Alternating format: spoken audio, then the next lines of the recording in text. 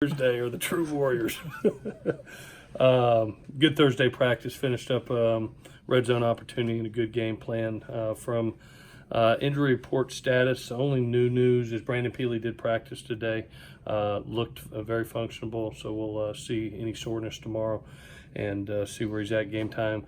Giuliano Falanico cleared concussion protocol and is cleared to play if needed. And those are the only two updates I got for you. What's your feeling on Vi, Said, and Chuma? Vi and Said both look good. I think they're both going to be ready to go. Obviously, hopefully, knock on wood, they stay healthy. We do have Marquise has one game left availability, so if needed, we'll be able to use him. Marquise the other day said doesn't matter. He's getting out here in 3 years. That's his plan, he said. I like it. I like it.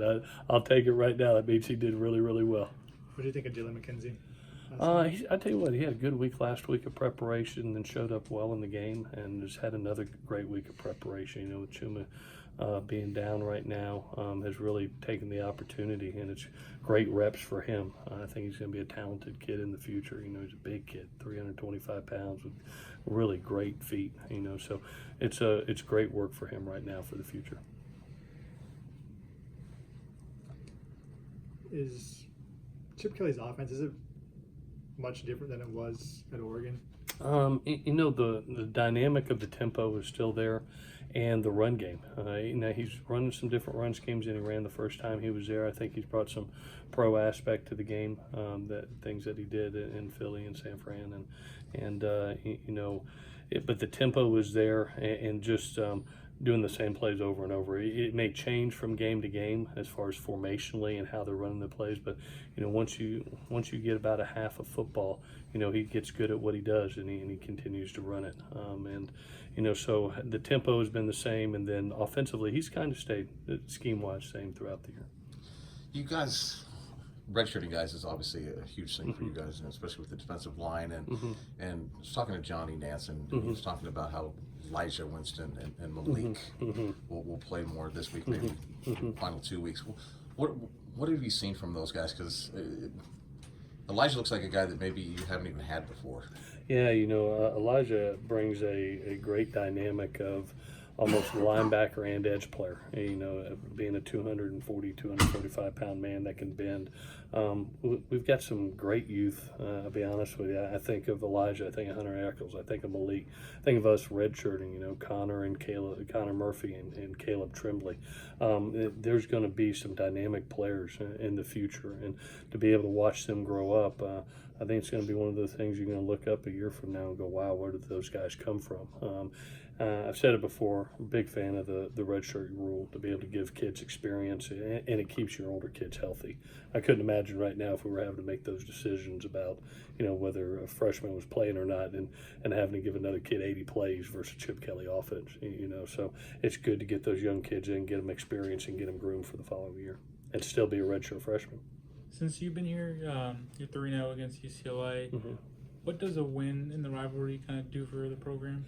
I think it does a lot for our seniors, and that's what I told our team today. You know, to be able to say, you know what, I went through my 4 years at USC, and I garnered the victory bell each year. I mean, that's a huge thing as a player and a competitor, and that's our opportunity right now. Now we've got to go out and earn it. You know, so it's something that it is a great rivalry. I've said that it's a unique rivalry. I think the most important thing for me right now is to be able to have the likes of those seniors, the Cam Smith and the Porters and the Marvells, the Biggies, the Toas, the Chris Browns, those guys that, you know, have kind of been here. We've done this together, and you know, to be able to hopefully keep that bell cardinal would be a great thing, and it's going to be a great task. In the past, has it given the program any momentum or things like that? You know, I think it's always an end of the year game, and it always, you know, at the end of the day, for 365 days, you get to feel really good about yourself. You know, we do live together, you know, and to be able to have that pride that you competed and won against a good Bruin team is something that you take away, and makes you feel good at the end of the year, and goes into recruiting and goes into those other things that everybody likes to talk about. But for us, it's most important for me is having those seniors walked out of here and hopefully have 4 victory bells under their belt. How different is it being part of this game with the 2 teams with the most losses that they've ever had going into the game, and neither one with like a, something really big on the line? How different is this approach this year? I would take it different, Dan. I would say it is really big. I think that anytime that you're talking about the memories that players have and make, especially this is, those guys that I mentioned, this is their last time to play UCLA. And I've always thought in the rivalry games, they always say, hey, you can throw the records out. It doesn't matter if you're both undefeated or both winless. I mean, when you play rivalry games, they're important because they're important to the guys that are in that locker room. And so for us, you treat it like it's a Super Bowl. You treat it like it's a championship game. And I know it's those kids worked extremely hard in prep this week, and were very competitive and focused, and they want this for themselves, for our school, and for the pride to bring the victory bell home.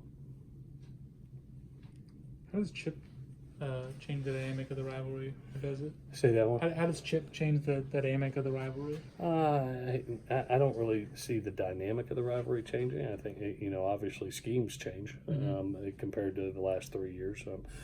But with Coach Kelly coming in town, I thought it was a great thing. Anytime that you can bring quality coaches into the league, it's a good thing. It makes your league more competitive. It brings more reputation and respect to the league.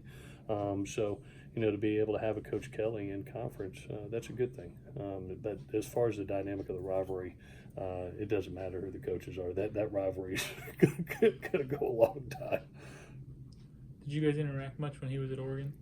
At that point in time, I was a coordinator and position coach, and so didn't have a ton of interaction because I wasn't a head coach, but enjoyed time with him when we were at our head coaches meetings.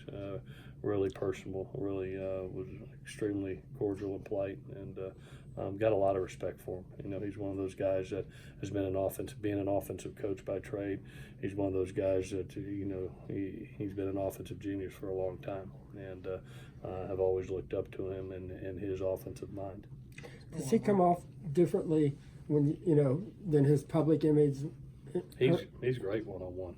I mean, I haven't studied him too much in the public, but as far as just man to man and getting to know a guy, he's a pro. You love to compete against him, but he's always treated me with the utmost respect and has always been extremely professional, extremely nice. All righty, guys. All right.